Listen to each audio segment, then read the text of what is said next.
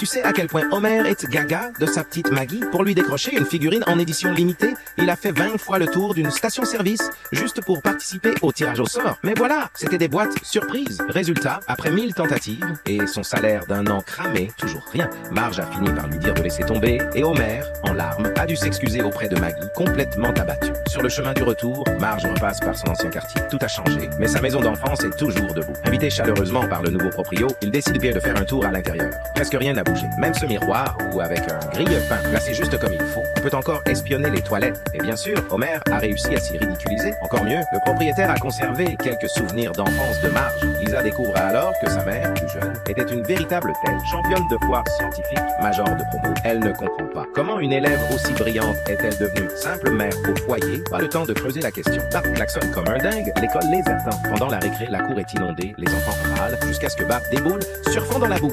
Il éclabousse Nelson de la tête aux pieds, lui arrache même un peu de son nez. Les élèves l'acclament. Un nouveau caïd est né. Nelson tente de répliquer, mais glisse lamentablement. De son côté, Lisa interroge le principal pour en savoir plus sur le passé de Marge. Elle apprend que sa mère était la meilleure élève jusqu'au lycée. Puis, en seconde, patatras, ses notes se sont écroulées. En fouillant dans un vieil album photo, Lisa découvre la vérité. Tout est la faute d'Homer.